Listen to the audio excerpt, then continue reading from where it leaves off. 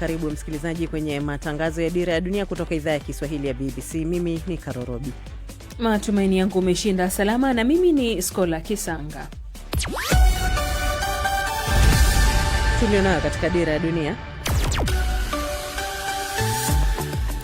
msako dhidi ya wanaosherehekea kuondolewa madarakani kwa Rais Nicolas Maduro washuhudiwa Venezuela, huku kiongozi wa upinzani na mshindi wa tuzo ya amani ya Nobel Maria Machado akisema kuondolewa madarakani kwa Maduro ni hatua ya kwanza kuelekea uhuru. Kampeni zimepamba moto nchini Uganda, uchaguzi mkuu ukitarajiwa wiki ijayo. Upinzani umekuwa ukilalamika kukandamizwa katika kampeni zao.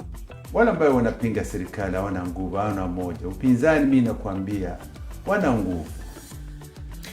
Waziri wa mambo ya kigeni wa Israel anaizuru Somaliland, ikiwa ni ziara ya kwanza tangu Israeli litambue jimbo hilo kuwa taifa huru, licha ya hatua hiyo kulaaniwa na Umoja wa Afrika na mataifa kadhaa ya Kiarabu. Licha ya juhudi kubwa za kutokomeza ukeketaji, bado jamii kadhaa barani Afrika zinakeketa wasichana. Hiyo usiku nikaenda kwa boma fulani, wakaniambia unajua unatahiri kesho. Nikamwambia kweli. Wakaniambia kenye utafanya, tutakutorokesha kwa boma fulani uende, ndio wao wakusaidie uende kwa police station. Viwanjani, Algeria kupepetana na DRC, huku Misri na Super Eagles wakiingia robo finali AFCON. Sikiliza makala ya spoti hapo baadaye. Jina langu ni Ive Buchana.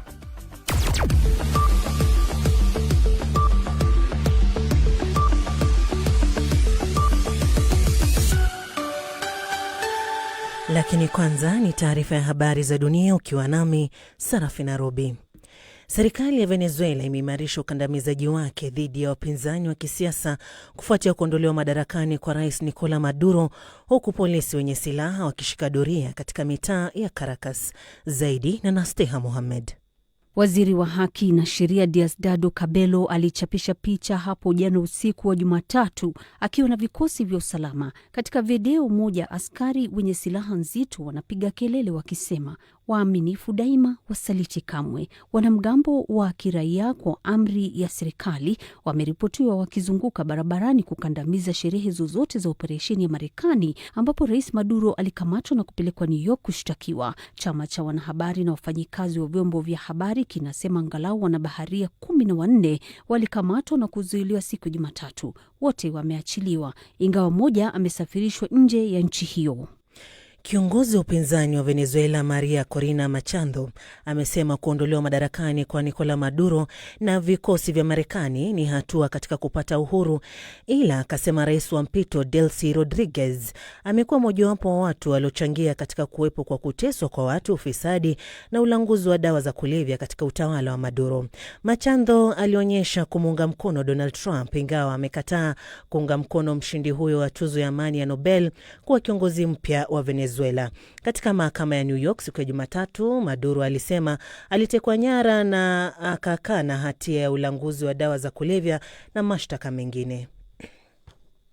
Katika taarifa yenye maneno makali, viongozi wa Ulaya wamesema hawataacha kutetea uhuru wa Greenland na wanaongeza uwepo wao katika eneo la Arctic. Kauli hiyo inajiri siku mbili baada ya Donald Trump kurudia kwamba Greenland, eneo la kujitegemea la Denmark, linapaswa kudhibitiwa na Marekani. Viongozi wa Ulaya walisisitiza kuwa Greenland ni eneo la watu wake, akiongeza kuwa Marekani kama mshirika wa NATO ilikuwa mshirika muhimu katika kulinda usalama wa Arctic. Waziri wa mambo ya nje wa Israel Gideon Saar anazuru Somaliland kwa mara ya kwanza tangu serikali yake kutambua eneo hilo kama taifa huru. Zaidi na Ahmed Bahaj. Waziri wa mambo ya nje wa Israel Gideon Saar anatarajiwa kukutana na rais wa Somaliland Abdirahman Abdullahi Iro na kuzuru bandari ya kimkakati ya Berbera kwenye pwani ya bahari ya Sham. Kutambuliwa rasmi na Israeli mwezi uliopita kulishtumiwa na nchi kadhaa za Afrika na Ghuba. Somaliland imekanusha ripoti kwamba imekubali kuwapokea Wafalestina waliofurushwa, kuruhusu kuwepo kwa kambi ya kijeshi ya Israel na kujiunga na mkataba wa Abraham ili kurudisha heshima ya Israeli kwa kutambua uhuru wake. Eneo lililojitenga lilitangaza uhuru kutoka kwa Somalia zaidi ya miaka 30 iliyopita. Naam, unaendelea kusikiza idhaa ya Kiswahili ya BBC. Rais wa Ukraine Volodymyr Zelensky anafanya mazungumzo na kiongozi wa Ufaransa Emmanuel Macron katika ikulu ya Elysee kabla ya mikutano ya washirika wa Ukraine kujadili juhudi za amani za Urusi. Marais wa nchi na wajumbe kutoka takriban nchi 30 wanashiriki katika mikutano ya Paris, akiwemo mjumbe wa Donald Trump Steve Witkoff na mkwe wa rais Jared Kushner. Nchi za magharibi zinajaribu kuafikiana hakikisho la usalama kwa Ukraine endapo kutakuwa na usitishwaji wa mapigano, lakini Zelensky ameshtumu tena Urusi kwa kuviondoa vita hivyo. China imeimarisha udhibiti wa mauzo ya nje kwenda Japan, ambayo inaweza kutumika kwa madhumuni ya kijeshi na kuzidisha mzozo kati yao kuhusu Taiwan. Wizara ya biashara mjini Beijing ilisema hatua hizo mpya zitaanza kutumika mara moja. Mvutano umeongezeka kati ya mataifa hayo mawili makubwa ya kiuchumi tangu waziri mkuu wa Japan aliposema kuwa shambulio la China dhidi ya Taiwan linaweza kuwa tishio kwa Japan na hivyo kutaka kuingilia kijeshi. China haijabainisha ni bidhaa zipi zinazohusika na marufuku ya usafirishaji bidhaa, lakini inaweza kutumika kwa sekta muhimu zikiwemo mawasiliano ya simu na anga. Hii ni BBC. Taarifa ya habari za dunia imesomwa na Sarafina Robi. Msikilizaji, matangazo haya ya Dira ya Dunia nasikika kupitia Loliondo FM na Radio Kwizera nchini Tanzania. Nchini Kenya ni County FM, Mwenedu FM na Pamoja FM. Nchini Uganda Tegesi kio kupitia Radio Lira, Radio Paidha na Radio Kitara. Ukiwa DRC unaweza kuyasikiliza kupitia Lizadel Radio na Radio Muungano Beni. Vile vile yako kwenye FM, tovuti yetu bbcswahili.com na kwenye ukurasa wetu wa Facebook BBC News Swahili. Jioni hii uko nami Karorobi na mwenzangu ni Skola Kisanga akiwa kule Dar es Salaam. Kwema, likizo imekwisha? Likizo imekwisha. Pia kama upepo. Karibu sana. Karibu pia msikilizaji, kwa mara ya kwanza ukinisikiliza kwa mwaka huu 2026 na kuambia heri ya mwaka mpya. Tuanze kukujuza yale ambayo tumekuandalia hii leo, ambapo serikali ya Venezuela imezidisha ukandamizaji dhidi ya upinzani wa kisiasa kufuatia kuondolewa madarakani kwa Rais Nicolas Maduro, huku polisi wenye silaha wakishika doria katika mitaa ya Caracas. Waziri wa sheria Diosdado Cabello yeye ameonyesha picha Jumatatu usiku na vikosi vya usalama. Katika video moja, askari wenye silaha nzito wanasikika wakisema ni waaminifu daima na si wasaliti kamwe. Wanamgambo wa kiraia kwa agizo la serikali wameripotiwa pia kuzunguka barabarani kuzuia wale wote wanaosherehekea kukamatwa kwa Rais Maduro. David Nkia na maelezo zaidi.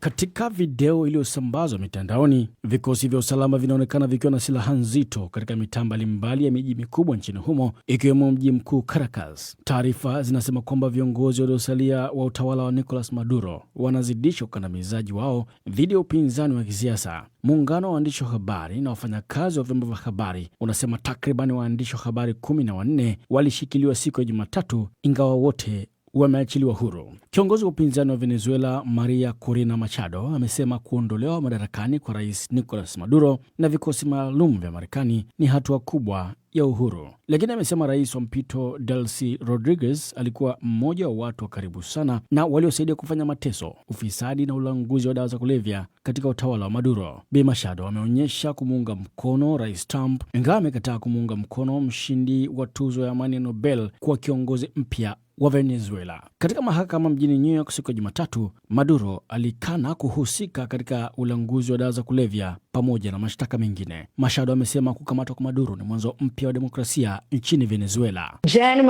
Tarehe 3 Januari itaingia katika historia kama siku ambayo haki ilishinda dhuluma. Ni hatua kubwa sana sana, na sio tu kubwa kwa watu wa Venezuela na mustakabali wetu.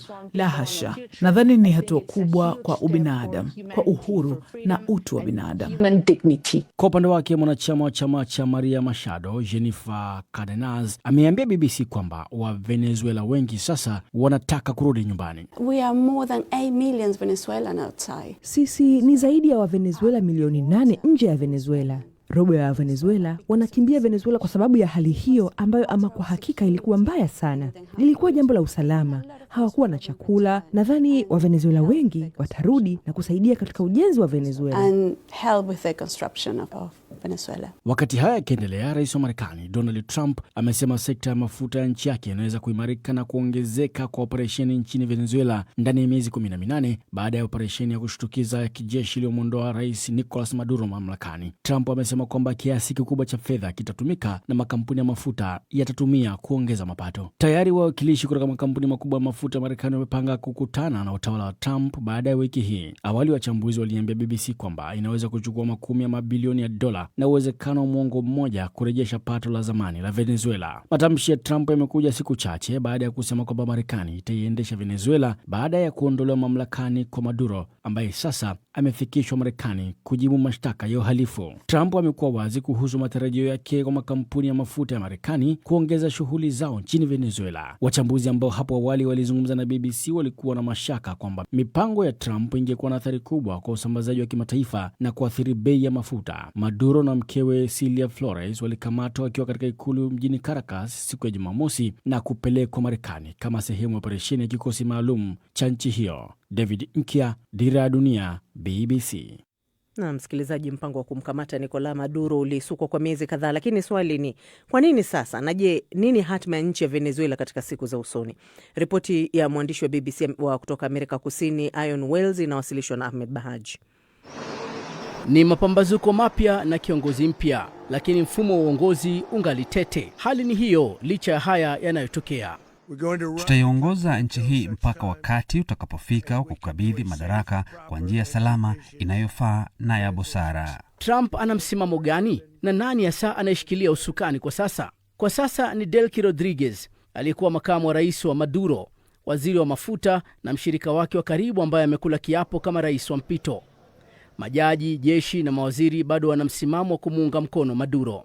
Marekani haina wanajeshi wake nchini humo, lakini inatumia mbinu nyingine kutoa shinikizo. Picha za Maduro akipelekwa kizuizini, mikono ikiwa imefungwa na macho akiwa amezibwa, ni onyo kwa washirika wake ambao bado wako madarakani.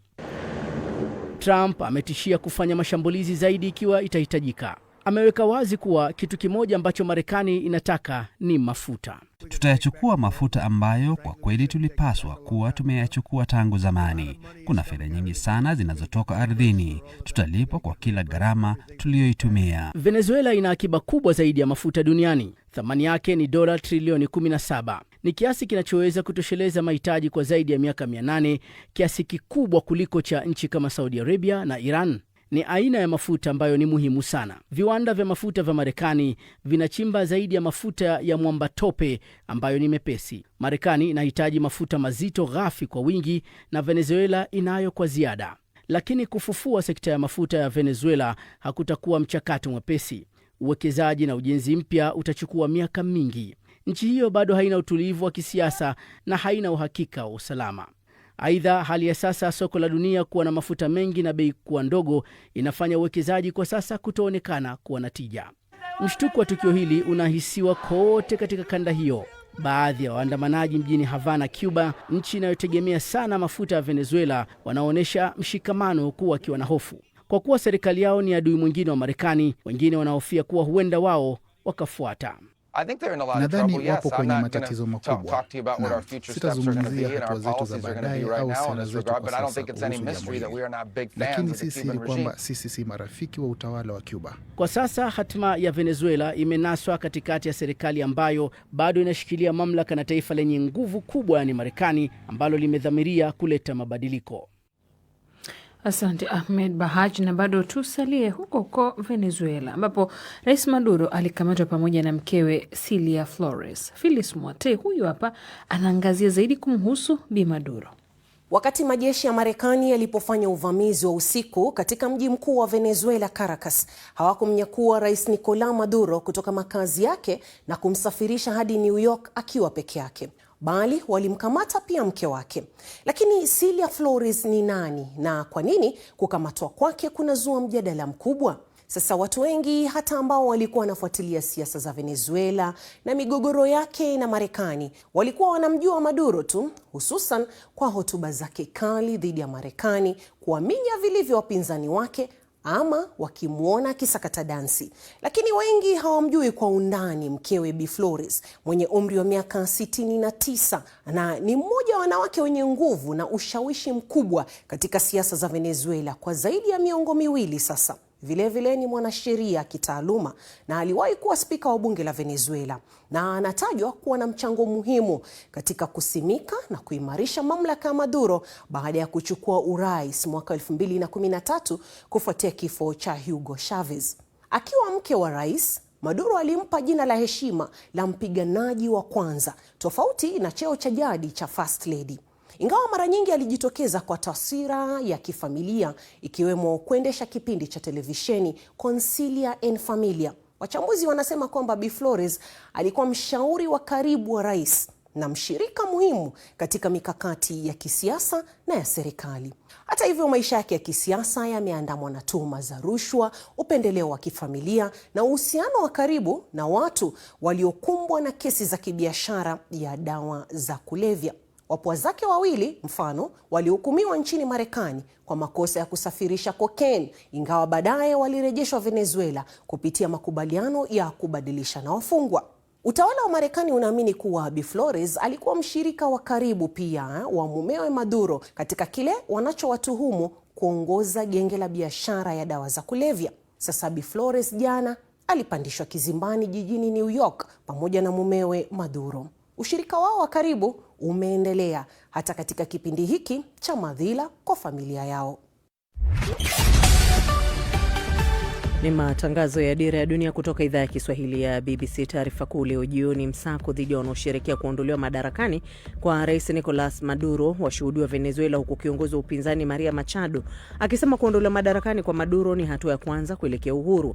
Kampeni zimepamba moto nchini Uganda, uchaguzi mkuu ukitarajiwa wiki ijayo. Upinzani umekuwa ukilalamika kukandamizwa katika kampeni zao. Na waziri wa mambo ya kigeni wa Israel anaizuru Somaliland, ikiwa ziara ya kwanza tangu Israeli litambue jimbo hilo kuwa taifa huru, licha ya hatua hiyo kulaaniwa na Umoja wa Afrika na mataifa kadhaa ya Kiarabu.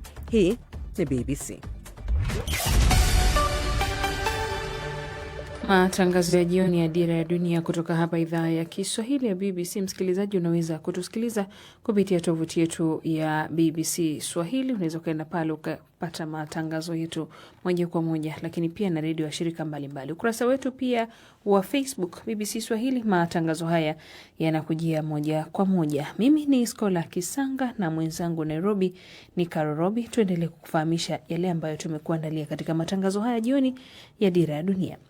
Kampeni zimepamba moto nchini Uganda, ikiwa ni chini ya siku 10 kabla uchaguzi mkuu nchini humo. Wagombea wamekuwa wakizunguka nchi nzima kuuza sera zao, hususan miongoni mwa vijana ambao ni zaidi ya 78% ya wapiga kura. Lakini upinzani umekuwa ukiteta kwamba hawapewi nafasi sawia na serikali katika kuuza sera zao. Je, upinzani umebinywa katika kampeni nchini Uganda? Mtangazaji kinara wa Dira ya Dunia televisheni Ron Clifford amemuuliza swali hilo naibu mwenyekiti wa chama tawala nchini Uganda NRM Mike Mukola. Wale ambao wanapinga serikali hawana nguvu, hawana moja. Upinzani mimi nakwambia wana nguvu.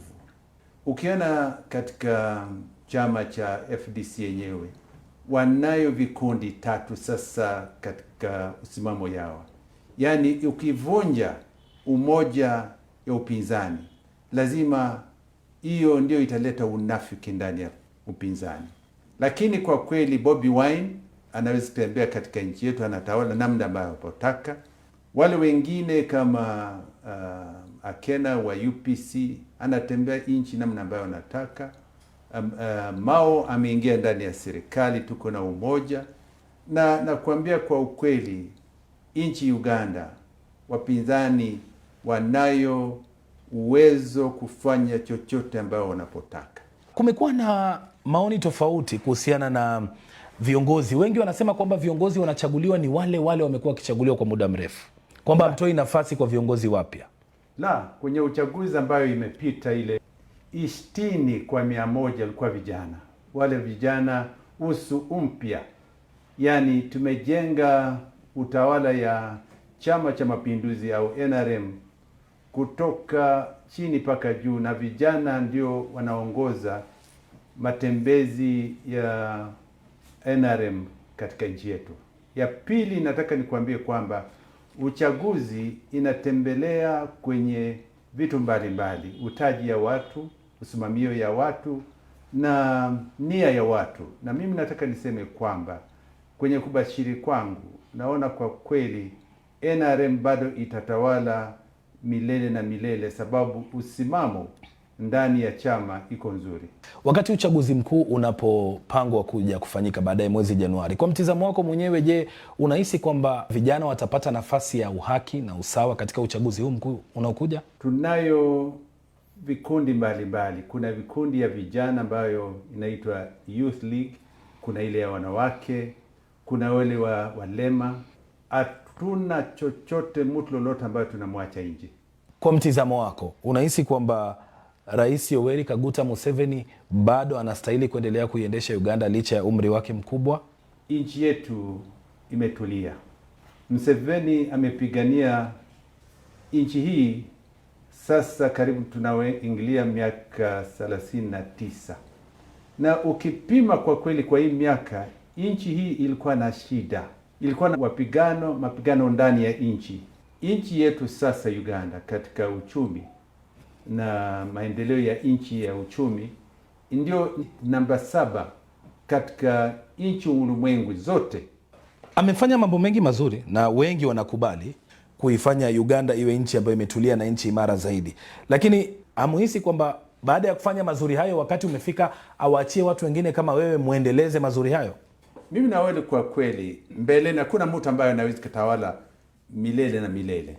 Watakuwa wakati ambayo tutapata mabadiliko. Lakini sasa namna ambayo naona, ukiona Donald Trump miaka 1 na Museveni karibu. Museveni bado na nguvu, ana usimamo ya mafikiri ambayo iko nzuri, na mimi naona kwa kweli bado tunayo mambo ambayo nchi yetu inapambana nayo. Tuko na mafuta sasa. Na ukipima wazungu na ujereu ya hawa wanapenda sana mafuta. Unataka muongozi ambaye anaweza simamia na kuona kwamba kuna mtu ambaye anaweza kuja karibu nchi yetu. Je, unahisi kwamba uchaguzi utakuwa huru na haki kwa kila Mganda na kura ya kila Mganda itahesabiwa inavyostahili? Lazima itakuwa hivyo, sababu hii ndio uchaguzi karibu ya 6 sasa.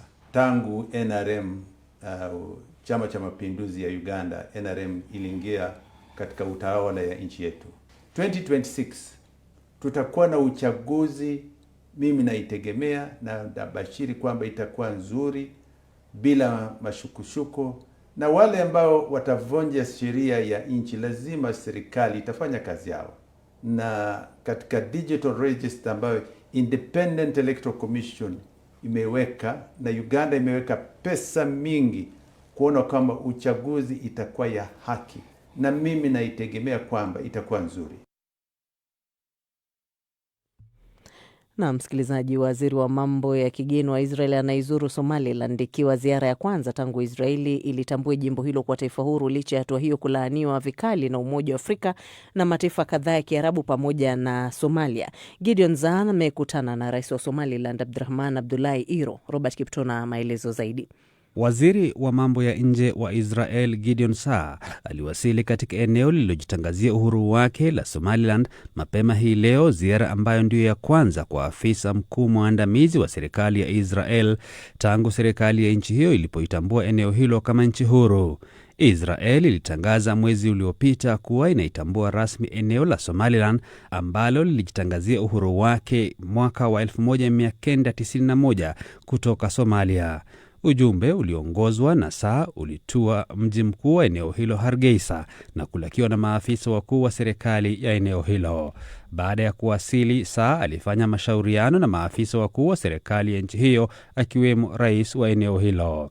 Eneo la Somaliland ambalo kwa miongo kadhaa limekuwa likitafuta kutambuliwa na jamii ya kimataifa kama nchi huru, ni eneo la kimkakati katika Ghuba ya Aden na kwa sasa lina sarafu yake, pasi ya kusafiria na jeshi lake. Hatua ya Israeli ya kutambua eneo la Somaliland kama nchi huru ilizua shutuma kutoka kwa mataifa ya Afrika na mataifa mengine ya Kiislamu duniani ambayo yametaja hatua hiyo kama shambulio dhidi ya uhuru wa taifa la Somalia. Muungano wa Ulaya pia umesisitiza kuwa uhuru wa taifa la Somalia ni sharti uheshimiwe. Rais wa Somalia Hassan Sheikh Mohamud amelaani hatua hiyo na kutaja kama tishio la usalama katika ukanda wa pembe mwa Afrika. Katika mahojiano na kituo kimoja cha runinga cha kimataifa, Rais Mohamud alisema kuwa utawala wa Somaliland ulikubali masharti matatu kutoka kwa Israeli, ikiwa ni pamoja na kukubali kuwapokea wahamiaji wa Kipalestina, ujenzi wa kituo cha kijeshi cha Israel katika Ghuba ya Eden na kuidhinisha azimio la Abrahamu ili kuanzisha mahusiano na taifa la Israel. Ripoti zinasema kuwa wizara ya mambo ya nje ya eneo hilo la Somaliland lilikataa baadhi ya masharti hayo. Wachambuzi wanasema kuwa ushirikiano huo kati ya Israel na Somaliland huenda ukaipa Israel nafasi nzuri ya kutumia bahari ya Shamu na hivyo kuiwezesha kuwashambulia waasi wa Kihudhi nchini Yemen moja kwa moja. Na msikilizaji, wizara ya mambo ya nje ya Somalia imelaani ziara hiyo ya waziri wa mambo ya nje wa Israel ikisema ni ukiukaji wa uhuru wa taifa la Somali. Taarifa kutoka wizara hiyo imesema kuwa shughuli zozote rasmi zisizoidhinishwa na serikali ni haramu na kuwa haina msingi wote. Somalia sasa imetoa wito kwa jamii ya kimataifa ikiwemo Umoja wa Mataifa na Umoja wa Afrika kuunga mkono uhuru wa taifa hilo. Na msikilizaji, ukiyatafakari hayo, naona tuelekee viwanjani kwa Kive Buchana.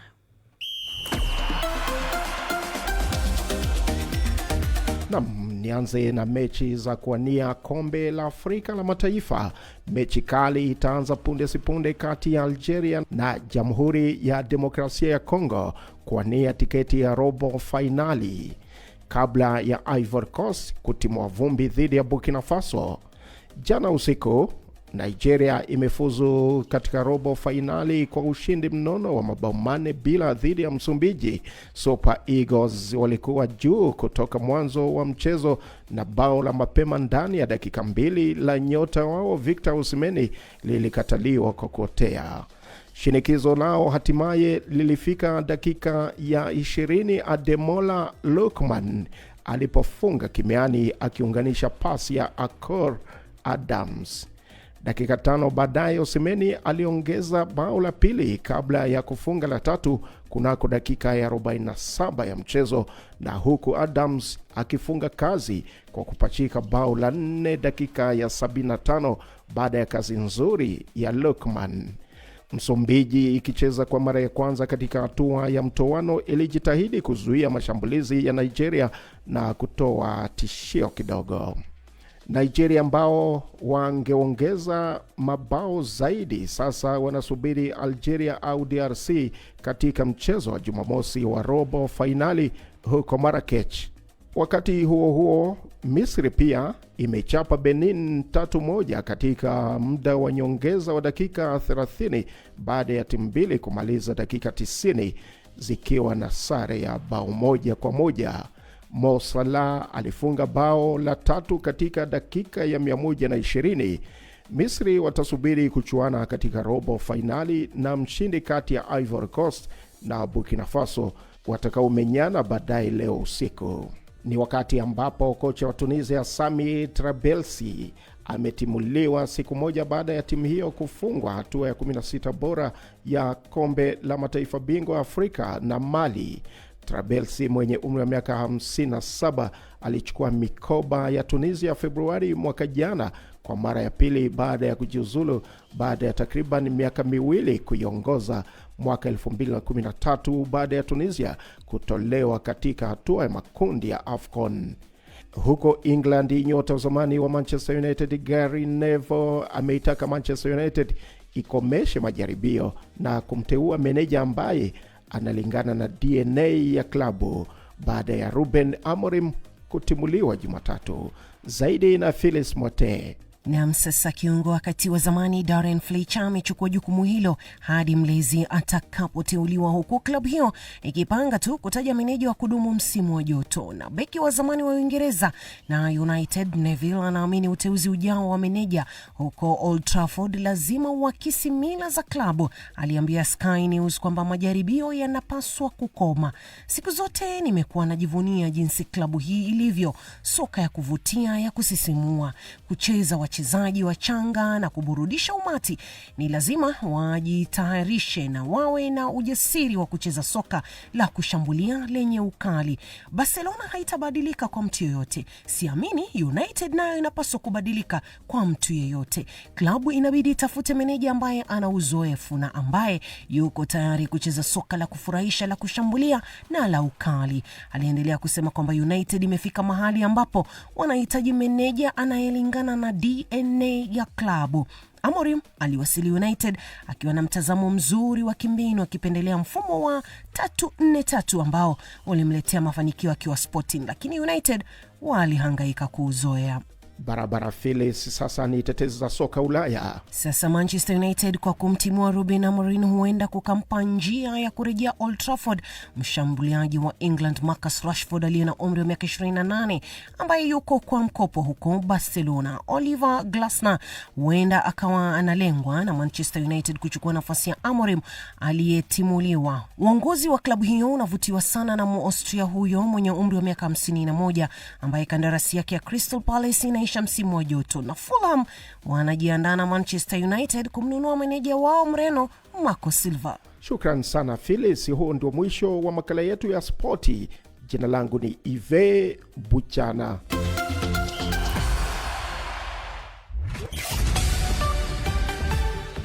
Saa 1 kamili jioni eneo lote la Afrika Mashariki, saa 12 kamili jioni Afrika ya Kati na baadhi ya maeneo ya Maziwa Makuu. Habari kuu jioni hii ni pamoja na msako dhidi ya wanaosherehekea kuondolewa madarakani kwa Rais Nicolas Maduro washuhudiwa Venezuela, huku kiongozi wa upinzani Maria Machado akisema kuondolewa madarakani kwa Maduro ni hatua ya kwanza kuelekea uhuru. Kampeni zimepamba moto nchini Uganda, uchaguzi mkuu ukitarajiwa wiki ijayo. Upinzani umekuwa ukilalamikia kukandamizwa katika kampeni zao, na waziri wa mambo ya kigeni wa Israel anaizuru Somaliland ikiwa ziara ya kwanza tangu Israel itambue jimbo hilo kuwa taifa huru, licha ya hatua hiyo kulaaniwa na Umoja wa Afrika na mataifa kadhaa ya Kiarabu. Hii ni BBC. Naam, kama ndo mwanzo unajiunga nasi, ni matangazo ya Dira ya Dunia kutoka idhaa ya Kiswahili ya BBC, ukiwa na Meka Robin kiwa Nairobi, mwenzangu ni Skola Kisanga akiwa Dar es Salaam. Matangazo ambayo unaweza kuyategea sikio kupitia redio shirika mbalimbali, lakini vile vile yako kwenye FM, tovuti yetu bbcswahili.com na kwenye ukurasa wetu wa Facebook BBC News Swahili. Tukisonga mbele, viongozi wa Ulaya wamewasili Paris, Ufaransa kwa mazungumzo kuhusu juhudi za kumaliza vita nchini Ukraine. Rais wa Ufaransa Emmanuel Macron amekutana na mwenzake Ukraine Volodymyr Zelensky kwa mazungumzo ya faragha kuelekea mkutano wa kilele wa viongozi hao wa Ulaya. Wawakilishi kutoka takriban mataifa 30 wanahudhuria mkutano huo, akiwemo mjumbe wa Rais Donald Trump Steve Witkoff na vile vile pia mkwewe Jared Kushner. Taarifa zaidi na Peter Mwangangi. Rais wa Ukraine Volodymyr Zelensky anatarajiwa kuungana na zaidi ya viongozi 27 katika mji mkuu wa Ufaransa Paris, sambamba na wajumbe wakuu wa Marekani Steve Witkoff na Jared Kushner. Mkutano huo ni sehemu ya juhudi pana za kuunda msimamo wa pamoja wa Ukraine, Ulaya na Marekani, ambao baadaye unaweza kuwasilishwa kwa Urusi. Juhudi za kumaliza mzozo huo unaokaribia kutimiza miaka 4 zimeongezeka kasi tangu Novemba. Hata hivyo, bado kuna dalili chache kwamba Urusi iko tayari kukubali mapendekezo ya sasa yaliyo mezani, huku swala la mipaka ya eneo likibaki kwa kikwazo kikuu cha mazungumzo. Wakati huo huo, mapigano kati ya pande hizo mbili yanaendelea bila dalili ya kupungua. Kabla ya mkutano huo, wanadiplomasia walisema maafisa wa kijeshi, wakiwemo mkuu wa majeshi ya Ukraine, tayari walikuwa Paris kwa ajili ya kuweka kwa maandishi ahadi mahususi za kijeshi ili viongozi waweze kutoa uungwaji mkono wa kisiasa. Hadi sasa, ahadi nyingi zimekuwa za jumla na zisizo na maelezo ya kina. Kwa mujibu wa kumbukumbu iliyotumwa kwa wajumbe 35 walioalikwa na kukaguliwa na Reuters, mkutano huo unalenga kupata michango kwa ajili ya kikosi cha kimataifa kitakachowekwa Ukraine endapo sitisho la mapigano litaafikiwa kwa uratibu wa karibu na Ukraine na kwa msaada wa Marekani. Waandalizi wa mkutano huo pia wanakusudia kukubaliana kuhusu mchango wa dhamana pana za kiusalama kwa Ukraine, zikiwemo ahadi za kisheria iwapo nchi hiyo itashambuliwa tena. Aidha, juhudi zinafanywa kuhakikisha kuwa mipango ya kile kinachoitwa muungano wa wenye nia inaratibiwa na misimamo ya mazungumzo ya Ukraine, Marekani na Ulaya. Afisa mmoja mwandamizi wa Ulaya alisema matumaini ni kwamba kuimarishwa kwa dhamana za muungano huo kutasaidia pia kuthibitisha ahadi za Marekani ambazo kwa kiasi kikubwa zimeainishwa katika mazungumzo ya pande mbili kati ya Washington na Kiev. Katika hotuba yake kwa taifa Jumapili jioni, Rais Zelensky alisema mikutano hiyo ya Ulaya inapaswa kuwa michango muhimu katika ulinzi wa Ukraine na kuharakisha juhudi za kumaliza vita. Nam, asante Peter Mwangangi. Mahakama za Afrika Kusini zimeelemewa na mrundikano wa kesi ambapo kuna kesi hazijasikilizwa kwa takriban miaka minne sasa. Kesi moja maarufu inayohusu kifo cha nahodha wa soka nchini humo imeendelea kwa muongo mmoja. Shirika rasmi la uangalizi hivi majuzi lilisema kulikuwa na mrundikano wa kesi 37,000 katika mahakama, lakini wataalamu wanaamini kwamba idadi hiyo inaweza kufikia zaidi ya 100,000. Mwandishi wa BBC Pumza Filhan amekuwa akizungumza na baadhi ya walioathiriwa na ucheleweshaji wa haki na anauliza serikali ya Afrika Kusini inaweza kufanya nini kuboresha mambo kwa wale ambao bado wanasubiri taarifa ya kesi zao, na taarifa yake inawasilishwa na Nasteha Mohamed. Senzo Maiwe alikuwa mchezaji wa mchezo wa soka na alipendwa sana nchini Afrika Kusini kwani alikuwa mchezaji maarufu, lakini maisha yake ilikatizwa na uhalifu. Nahodha huyo wa timu ya taifa aliuawa alipokuwa akimtembelea mpenzi wake mwanamuziki huko Vosloorus, kusini mwa Johannesburg. Wakati huo mauaji yalitawala vichwa vya habari kwa wiki kadhaa. Serikali ilitumia nguvu zake kwa kesi hiyo ya mauaji, huku polisi hata wakitoa zawadi ya dola 23,000 kwa yeyote angelitoa taarifa za mauaji hayo. Hata hivyo, miaka 10 baadaye kesi hiyo haijatatuliwa. Kesi hiyo iliwasilishwa katika mahakama kuu ya Pretoria. Imekumbwa na changamoto nyingi, zikiwemo kubadilishwa kwa majaji, timu za wanasheria, pamoja na tuhuma kwamba polisi walifanya uchunguzi usio makini. Huu ni mfano mmoja tu wa tatizo sugu hapa Afrika Kusini: mwendo wa kesi kuendeshwa polepole kwa haki kupatikana. Tuko katika mahakama kuu ya Pretoria ambako kesi ya Senzo Maiwe hatimaye imeanza kusikilizwa. Imechukua miaka kadhaa kufikia hatua hii. Huu ni mfano mdogo tu wa jinsi haki inavyochukua muda mwingi hapa. Majaji na mahakimu wa Afrika Kusini wanakumbwa na kazi nyingi, wakikabiliwa na mrundiko mkubwa wa kesi unaofikia makumi ya maelfu, hali inayowaacha familia nyingi katika hali ya sintofahamu. Jason Pistorius anaifahamu vyema kucheleweshwa kwa kesi na kusema kwamba kuahirishwa kwa kesi kila wakati kunafanya kuhisi kumpoteza mamake mzazi kila mara. Shalin alifariki hospitalini baada ya kuchomwa moto, tukio linalodaiwa kuwa la ukatili wa kijinsia. Tatizo jingine kubwa nchini Afrika Kusini. Miaka 2 imepita, lakini mshukiwa bado hajafikishwa mahakamani. Kumbukumbu za mahakama zinaonyesha mfululizo wa kuahirishwa kwa kesi, kuanzia kukosekana kwa ripoti, uchunguzi usiokamilika, hadi majaji kutopatikana na ucheleweshaji wa kiutawala. Namuuliza Jason hisia yake ya kumpoteza mamake mzazi kama kijana mdogo. Ni jambo lenye hisia kali, lakini si kwa ajili yangu peke yangu, kwani sasa mimi ndiye mtegemezi wa familia. Nawajibika kuwahudumia ndugu zangu. Najua mama yangu yuko mahali pema sasa, jambo ambalo hunifariji kwa kiasi fulani. Hata hivyo, kifedha hali ni ngumu, kwa sababu sasa mimi ndiye ninayepasa kuwahudumia zaidi ya mtu mmoja, kuanzia mke wangu, mtoto wangu mdogo, hadi dada yangu mdogo, kwa kuwa mama yangu pia alikuwa akiwasaidia hapo awali. Hakuna uponyaji unaoweza kupatikana bila kulipumzisha jambo hilo. Kwa sasa hatuna uhakika wa kitakachotokea. Naogopa hata kulifikiria. Tunahitaji kujua kilichotokea. Na vipi kuhusu hisia ya familia na wale ambao wanamuomboleza Shalin? Hakuna uponyaji unaoweza kupatikana bila kulipumzisha jambo hilo. Kwa sasa hatuna uhakika wa kitakachotokea. Ninaogopa hata kulifikiria. Tunahitaji kujua kilichotokea. Wanaharakati na mashirika yanayosaidia waathiriwa wa uhalifu kupata haki kutoka kwa mfumo uliodorora nchini na kupata haki, wanasema mahakama na serikali imewakosea wananchi. Ni jambo ambalo afisa huyu Lucky Muhalaba anakiri kuwa ni tatizo. Yeye ni mkuu wa kitaifa usimamizi wa mahakama na anasema mageuzi yatafanyika hivi karibuni. Mageuzi hayo yanajumuisha kuajiri mahakimu zaidi pamoja na kupendekeza mabadiliko ya saa za kazi kwa lengo la kubadili hali ilivyo sasa. Kila siku kuna watu, wengi wao wanawake, wanaopatiwa maagizo ya ulinzi kila siku. Kuna wanawake wengi wanaopatiwa huduma za matunzo kwa ajili ya malezi ya watoto wao kila siku. Kuna wahalifu wanaoshtakiwa na kuhukumiwa na mahakama kila siku. Lakini licha ya maendeleo tuliyoyapata katika huduma kwa wananchi, tunatambua kwamba bado kuna masuala ambayo yangepaswa kushughulikiwa kwa haraka zaidi ndani ya mfumo wa haki za jinai.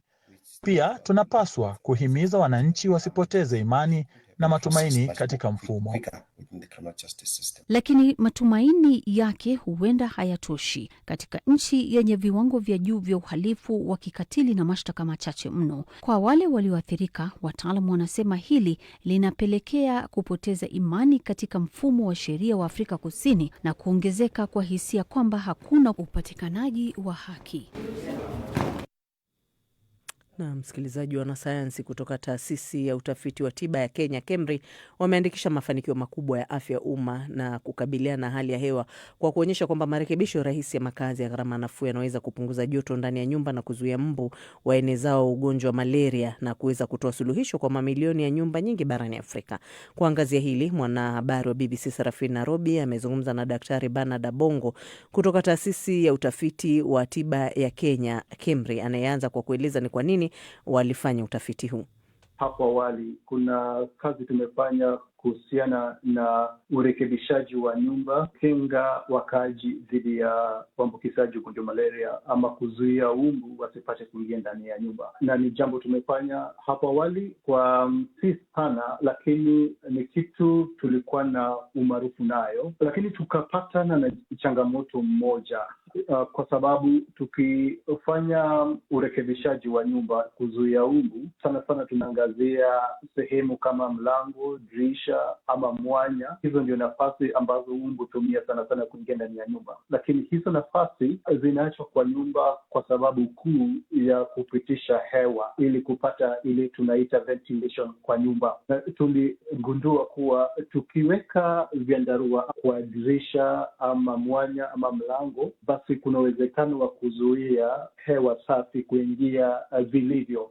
Hasa tukawa na changamoto, ingawa pendeleo letu ilikuwa ni kuzuia umbu wasiingie ndani ya nyumba, lakini kutokana na changamoto ya mabadiliko katika hali ya hewa na hali ya joto kuzidi kupanda kwa sababu ya hayo mabadiliko, basi tulikuwa na jukumu kuhakikisha ni vipi basi tunaweza zuia umbu, lakini pale ndani ya nyumba hali pia iwe sawa, isiwe joto sana. Na sasa katika utafiti wenu mmeweza kuendeleza lipi katika utafiti wenu ili kupunguza kuenea kwa malaria? Ukizuia umbu wasipate nafasi ya kuingia ndani ya nyumba, tunaelewa kuwa ndio watu waambukizwe ugonjwa malaria lazima iwe mahali wanakutana na umbu na kuumwa. Na tukipunguza sana idadi ya umbu pale ndani ya nyumba, basi kuna nafasi nzuri ya kuzuia uwezekano wa uambukizaji ugonjwa malaria. Kwa huu utafiti tumemaliza, tulihesabu tu idadi ya umbu pale ndani ya nyumba baada ya kufanya yale marekebisho, lakini kutokana na haya tuliona kwa 70% kulikuwa na upungufu wa idadi ya umbu pale ndani ya nyumba. Basi tumeanza sasa, tunafanya utafiti kwa hali ingine ya juu zaidi. Kwa idadi kikubwa tunaangalia jamii kadhaa. Kuna jamii huku Siaya County na pale Kwale, lakini kwa huu utafiti wa kwanza sasa tunajaribu kuangalia sio kuhesabu tu idadi ya umbu, kuangalia tumepunguza kwa kiasi gani idadi ya umbu ndani ya nyumba, lakini sasa tunajaribu kuelewa ni kwa kiwango gani tumepunguza uambukizaji wa ugonjwa malaria. Mnasema kwamba nyumba ambayo haina umeme, sijui kama ndo mnamaanisha hivyo, inapunguza ongezeko la joto kwa nyuzi joto 3.3 na kupunguza idadi ya mbu kwa 77%. Hii inamaanisha ni vitu gani ambavyo mmeweza kutumia mbadala ili kupunguza joto kwenye nyumba na kuzuia hata ongezeko la mbu? Njia ya kwanza ilikuwa ni kupaka rangi nyeupe. Sana nyumba nyingi sana pale vijijini mbali watu hawana hata stima.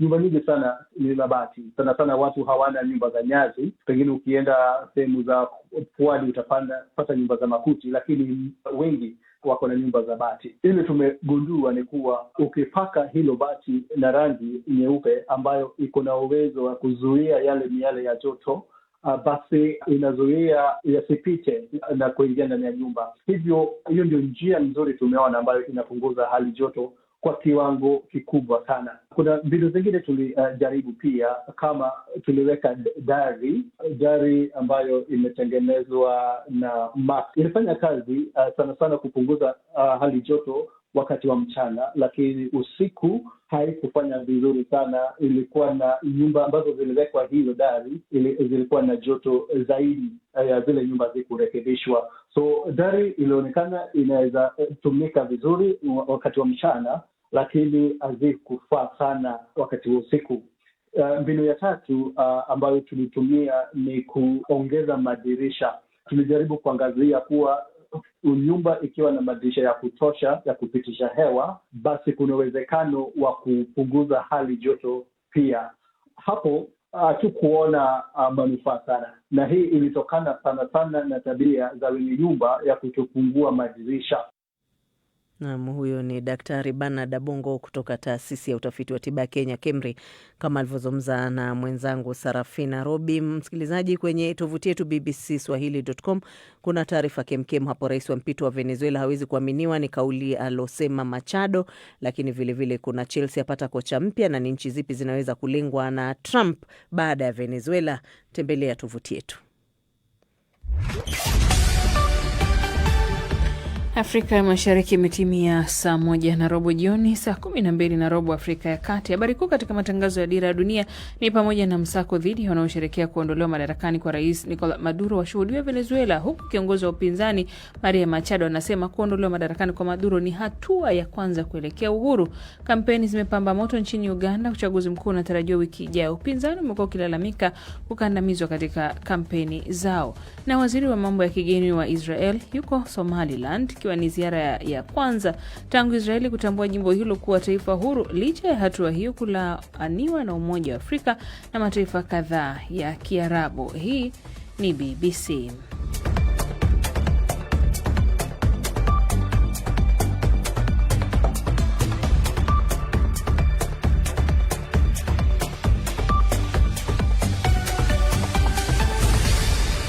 Shukran msikilizaji kwamba bado umechagua kutegea sikio matangazo ya Dira ya Dunia kutoka idhaa ya Kiswahili ya BBC. Mimi ni Karurobi na mwenzangu ni Skola Kisanga. Napata fursa ya kusoma maoni yako, nikianza na haya. Ali Mrangi Gigiri Mresa kupitia ukurasa wetu wa Facebook anasema yuko kule Dar es Salaam anafuatilia kipindi. Alafu kuna fundi Hamis Fuli Mgebuka anasema anawaombea Waganda uchaguzi uliomwema, kwani chaguzi nyingi za Afrika zimekuwa chaguzi zenye utata sana. Naona maoni pia hapa ya Mbaga Charles Kubeja wakishinda Geita akisema jumuiya za kimataifa zinapaswa kulaani uvamizi wa Marekani huko Venezuela, na huu ni uvunjaji mkubwa sana wa sheria za kimataifa. Sasa Sambo mpenda amani ukiwa Dodoma, asante kwa maoni yako. Pamoja na Amos Benedict unasema unatupata vizuri ukiwa kule Sumbawanga. Nikushukuru Jeremy Mwenge na Ali Muhammad Bakar pamoja na Najmo Hussein na Kabra Diblois kwa kuwa nasi kwenye matangazo ya leo jioni. Msikilizaji, kulingana na takwimu zilizotolewa na Umoja wa Mataifa, zaidi ya wanawake na wasichana milioni 230 duniani wamekeketwa. Idadi kubwa kati yao wakiwa ni Waafrika, ambao kulingana na Umoja wa Mataifa zaidi ya wasichana na wanawake milioni 144 wamekeketwa barani Afrika pekee. Huku juhudi kubwa zikifanywa kutokomeza ukeketaji duniani, wasichana katika kaunti ya Narok nchini Kenya bado wanaripotiwa kutoroka makwao ili kuepuka kukeketwa. Mwandishi wa BBC Agnes Penda alikutana na baadhi ya wasichana hao. Masi anarejea nyumbani kama ilivyo kawaida yake kila mwisho wa wiki baada ya kazi. Hapa analakiwa na mama yake, babake mdogo na watoto wa ndugu zake, ikiwa furaha kukutana nao. Ila hali haikuwa hivi miaka 10 iliyopita. Amerudi katika kijiji cha Loita baada ya kukaa mbali kwa miaka 11. Alipotoroka ukeketaji na ndoa ya mapema. Hiyo usiku nikaenda kwa boma fulani, wakaniambia unajua unatahiri kesho. Nikamwambia kweli. Wakaniambia kenye utafanya tutakutorokesha kwa boma fulani uende, ndio wao wakusaidie uende kwa police station. Nikaenda hiyo boma, wao wasichana wake wakanisindikisha, kunipeleka huko. Hao watu wakuamini, kabidi nimeenda church, kaenda nikalala kanisa. Alilelewa na msamaria mwema katika nyumba inayohifadhi wasichana waliotoroka ndoa za mapema na kukeketwa. Sasa ameajiriwa na shirika lisilo la kiserikali kama balozi dhidi ya ukeketaji. Imemchukua miaka mingi kurudi nyumbani, na hata sasa anatangamana kirahisi na familia yake, hasa shemegi yake alikuwa amepanga kukeketwa kwake. Huyu msichana mimi ndiye nilikuwa namlea, kwa hivyo alikuwa wangu, na sikujisikia vizuri kuona kuwa hajakeketwa. Sasa wakati wa kumkeketa alitoroka, alafu akarudi kwao, Na huo wakati ni zamani, ilikuwa lazima kukeketwa, lakini sasa nimeokoka, nafanya shughuli na kanisa, sitaki tena mambo haya. Huku Masi akitangamana na familia yake, Martha hajataka kurudi nyumbani. Nitarudi nyumbani babangu akikuja kubali niende nikae nyumbani na sinifanyie tena chochote. Aliozwa akiwa na umri wa miaka 13 tu. Ilikuwa usiku, alafu babangu akaingia.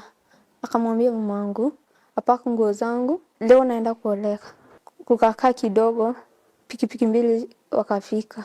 Wakanichukua wakaniekelea kwa pikipiki. Ilimchukua muda wa wiki 3 kuokolewa. Aliokolewa na kuletwa hapa kwa malezi. Martha alikuwa tayari ni mjamzito.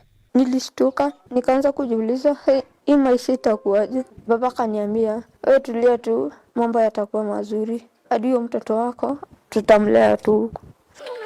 Baadaye alifaulu kuwaleta dada zake wadogo baada ya kusikia njama kuwa pia nao wangeozwa. Wasichana hawa wamelelewa katika makazi haya yaliyoanzishwa na Patrick Ngigi, aliyekuwa mwalimu katika eneo hili la Narok. Kuna wasichana walikuwa wanakuja katika ofisi yangu kusema ya kwamba wamepangiwa kuozwa. Wa kwanza alikuja Aprili mwaka huo, na huyu msichana tukaweza kumuokoa na nikampeleka kuishi na mamangu kule kijijini. Agosti mwaka ule mwingine akaja, tukamuokoa na bado tukampeleka kuishi na mamangu. Baadaye huo mwaka Disemba kuna mwingine ambaye alikuja, na alipokuja ikawa ni ngumu kuweza kumpeleka kwa mamangu, maana already alikuwa na mzigo mkubwa, na tukampeleka kwa mchungaji wangu na akaweza kusaidika. Idadi yao ikamsukuma kuwajengea makazi kwa usaidizi wa wafadhili. Kufikia sasa amewalea wasichana wapatao 3500 wanaojifunza taaluma mbalimbali. Baada ya kuhitimu, wengi hurudi makwao na kusaidia jamii zao. Kuna mtoto ambaye anaweza kuja hapa akae siku 2 na mzazi aitikie mtoto arudi nyumbani. Nimeitikia, hata pitia tohara, nimesikia. Kuna wanapitia hapa anakaa mwezi mmoja, lakini kuna wanapitia hapa anakaa miaka 11 kwa sababu mzazi ni mgumu. Pengine ule baba anasema hapana, nilimpatiana, lazima aolewe na hakuna jambo nasikiliza. Wasichana na wanawake milioni 68 kote duniani wako katika hatari ya kukeketwa au kupashwa tohara. Hii ni kulingana na takwimu za Umoja wa Mataifa. Sasa jamii mbalimbali kote duniani zina sababu zake za upashaji wa tohara kulingana na tamaduni zao. Ila katika eneo la Loita nchini Kenya, sababu ni hii: mifugo inayotolewa kama mahari kwa wasichana kabla waolewe. Kaunti ya Narok nchini Kenya ni moja ya maeneo yaliyo na visa vingi vya ukeketaji, vikiwa ni 51% kulingana na takwimu za mwaka 2022 kutoka kwa serikali ya Kenya, ikiwa ni juu zaidi ya takwimu za Kenya za 15%. Idadi hiyo hata hivyo imepungua kutoka 70% miaka 10 iliyopita. Ukeketaji hufanywa kabla ya msichana kuolewa kulingana na itikadi za jamii ya hapa ya Wamasai. Ila ukeketaji wenyewe umekuwa na madhara makubwa kwa wasichana ambao kulingana na shirika la Umoja wa Mataifa la idadi ya watu UNFPA, wasichana wadogo hata umri wa miaka 9 wanafanyiwa ukeketaji ili waolewe. Kitu unapewa ni mafuta peke yake, unachinjiwa hiyo siku. Eneo hili la Loita limerekodi visa vingi zaidi katika kaunti ya Narok. Ni eneo lililoko ndani na karibu na mpaka wa Kenya na Tanzania, jambo linalofanya wakeketaji kuweza kujificha kirahisi na wakati mwingi kuvuka mipaka na kuwakeketa wasichana katika nchi jirani. Lucy ni muuguzi katika zahanati hii. Kujifungua kwa njia ya kawaida huwa saa zingine ni ngumu sana kwao, kwa sababu bado hata viungo vyao, mifupa yao haijakoma vizuri. Kwa hiyo hospitali inapata kama watu 5 kwa wiki wenye wamepitia ukeketaji, na wengi wao wanakuja wakiwa na many complications. Wengine wana bleed, wengine wao pia wameshikwa na prolonged labor. Ni jambo lililopandisha viwango vya mimba za mapema, kwani baada ya ukeketaji wasichana hao huolewa. Msichana akifanywa tohara anaanza kuona kwamba yeye amekuwa mtu mzima. So wakati huo akijua yeye ni mtu mzima, anaanza kufanya mambo mengine na kupata mimba haraka. Ukeketaji pia kusababisha tatizo la nasuri maarufu kama fistula, ambapo njia ya haja ndogo na kubwa huchanganyika. Naam, asante sana Agnes Penda kwa makala hiyo murua kabisa. Matokeo ya awali yanaonyesha kwamba rais wa Jamhuri ya Afrika ya Kati Faustin Archange Touadera ameshinda muhula wa 3 baada ya kupata wingi wa kura katika uchaguzi wa rais mwezi uliopita. Profesa huyo wa hisabati mwenye umri wa miaka 68 alitarajiwa kushinda baada ya muungano mkuu wa upinzani kususia uchaguzi, ukieleza wasiwasi kuhusu haki kutotendeka katika uchaguzi. Zaidi na Ahmed Bahaj. Touadera alifanya kampeni katika taifa hilo lisilo na utulivu baada ya waasi kunyakua madaraka mwaka 2013, mgogoro uliosababisha serikali kuomba msaada kutoka kwa mamluki wa Urusi na wanajeshi wa Rwanda. Amekabiliwa na ukosoaji mkubwa baada ya katiba ya mwaka 2023 kuondoa mipaka ya mihula na kumruhusu kuendelea kugombea wadhifa huo. Zaidi ya watu milioni 2.4 walijiandikisha katika uchaguzi mkuu wa Disemba 28 ambao waangalizi waliuelezea kuwa wa amani kwa kiasi kikubwa licha ya ucheleweshaji uliosababishwa na kuchelewa kufika kwa vifaa vya kupiga kura na matatizo katika daftari la wapiga kura. Touadera alipata 76% ya kura kulingana na matokeo ya awali yaliyotangazwa Jumatatu jioni na tume ya uchaguzi. Wapinzani wake wa karibu Anicet Georges Dolugiel na Henry Marie Dondra, wote mawaziri wakuu wa zamani, walipata 15% na 3% ya kura. Wote wawili wamekataa matokeo na kutaka yafutwe, wakidai kuwa kulikuwa na ukiukaji mkubwa wa sheria na udanganyifu. Muungano mkuu wa upinzani unaojulikana kwa kifupi kama BRDC ulisusia uchaguzi huo, ukisema hautowezekana kuwa wa haki. Serikali imekanusha madai hayo. Mahakama ya Katiba ina hadi Januari 20 kutoa uamuzi kuhusu changamoto zozote kabla ya kutangaza matokeo ya mwisho. CAR ni mojawapo ya nchi maskini zaidi na isiyo na utulivu barani Afrika, ingawa una utajiri wa rasilimali kama vile almasi na uranium. Umoja wa Mataifa unakadiria karibu nusu ya idadi ya watu wanategemea misaada ya kibinadamu. Tangu mwaka 2013, nchi hiyo isiyo na bahari imekuwa ikikumbwa na migogoro baada ya waasi kunyakua madaraka na kumng'oa madarakani rais wa wakati huo Francois Bozize. Mkataba wa amani wa mwaka 2019 kati ya serikali na makundi 14 yenye silaha ulisaidia kupunguza mvutano, ingawa makundi 6 kati ya hayo baadaye yalijiondoa kwenye makubaliano hayo. Jamhuri ya CAR ilikuwa mojawapo ya nchi za kwanza za Kiafrika ambapo Wagner, kundi la mamluki la Urusi, lilianza kufanya kazi likitoa ulinzi kwa Touadera. Naam, shukran Ahmed Bahaji kwa taarifa hiyo. Msikilizaji, mahakama kuu ya Guinea imethibitisha ushindi mkubwa baada ya uchaguzi kwa kiongozi wa kijeshi Mamadi Doumbouya. Uamuzi huu sasa unafungua njia kwa aliyekuwa kamanda wa vikosi maalum kuhudumu kwa muhula wa miaka 7 kama rais wa nchi yenye rasilimali nyingi za madini. Msikilizaji, taarifa zaidi hii hapa. Uamuzi huo ulitangazwa mwishoni mwa siku ya Jumapili, ukithibitisha matokeo ya muda ya uchaguzi wa Disemba tarehe 28 yaliyoonyesha Colonel Doumbouya akipata 86.72% ya kura zote zilizopigwa. Uchaguzi huo uliripotiwa kupuuzwa na baadhi ya makundi ya upinzani na ukakosolewa na wagombea wa upinzani. Mahakama pia ilitangaza kuwa mshindi wa pili, Abdoulaye Yero Balde, ameondoa changamoto aliyoiwasilisha ya kisheria dhidi ya matokeo hayo. Balde, kiongozi wa Democratic Front of Guinea, awali aliwaomba majaji kufutilia mbali matokeo ya kura, akidai kutokuwepo uwazi na kuondolewa kwa wajumbe wa chama chake katika baadhi ya vituo vya kupigia kura. Balde alimaliza nafasi ya pili akipata 6.59% ya kura katika mchuano wa wagombea 8. Wanasiasa kadhaa wa upinzani tayari walikataa mchakato huo, wakisema ulikuwa na mapungufu. Rais wa zamani Alpha Conde, ambaye bado yuko uhamishoni, aliutaja uchaguzi huo kama tamasha la utani katika hotuba yake ya mwaka mpya, akirudia wasiwasi ulioibuliwa na wafuasi wa upinzani mitandaoni. Kiongozi wa junta ya Guinea anayesemekana kuwa na umri wa miaka 40 hivi, alikuwa mkuu wa walinzi maalum wa Rais Alpha Conde, alimshusha madarakani aliyekuwa kiongozi wake ambaye alikuwa madarakani kwa zaidi ya muongo mmoja kupitia mapinduzi ya kijeshi mnamo Septemba 2021. Kutoa madaraka kuliweka Guinea miongoni mwa idadi inayoongezeka ya nchi za Afrika Magharibi, ikiwa ni pamoja na Mali, Burkina Faso na Niger, ambapo jeshi limeingilia siasa katika miaka ya hivi karibuni. Baada ya uamuzi wa mahakama, Colonel Doumbouya ametoa wito wa umoja na kuhamasisha wageni nyumbani na walioko ughaibuni kuungana ili kujenga Guinea mpya. Uchaguzi huu ulifanyika kama sehemu ya mchakato wa mpito uliotangazwa na junta baada ya shinikizo kubwa kutoka Jumuiya ya Maendeleo ya Nchi za Afrika Magharibi ECOWAS na washirika wa kimataifa kurejesha utawala wa kiraia. Hata hivyo, wakosoaji wanasema kura hiyo haikuwa na uwazi, wakionyesha vikwazo vilivyowekwa kwenye shughuli za kisiasa, kutokuwepo kwa waangalizi wa kimataifa na utawala wa kijeshi uliodhibiti mchakato. Guinea ni nchi yenye rasilimali nyingi za asili, ikiwa ni pamoja na bauxite na chuma, na imekabiliwa na ukosefu wa utulivu wa kisiasa kwa miongo kadhaa licha ya utajiri wake wa madini. Uthibitisho wa ushindi wa Colonel Doumbouya unaonekana kuendeleza mjadala kuhusu iwapo nchi hiyo kama kweli imejiridhisha na kurudi kwenye utaratibu wa katiba au ikiwa ni kurasimisha utawala wa kijeshi unaoendelea. Naam, asante sana Esther Luambano. Na taarifa hiyo kutoka kule Guinea inatamatisha matangazo haya ya jioni ya Dira ya Dunia kutoka hapa idhaa ya Kiswahili ya BBC. Yamesimamiwa na Phyllis Mwote, kuhaririwa na Robert Kipto. Fundi mitambo uliyemsikia hivi punde tu ni Esther Luambano kutoka hapa Dar es Salaam, lakini kule Nairobi ni Herbert Masua. Saa 3 kamili usiku matangazo ya Dira ya Dunia TV utajiunga na Hamida Abubakar kupitia Star TV nchini Tanzania na K24 nchini Kenya. Hapo kesho saa 12 kamili asubuhi ni Amka na BBC. Asante kwa kujiunga nasi na nakutakia usiku tulivu. Mimi ni Skola Kisanga, mwenzangu Karorobi. Kwa heri.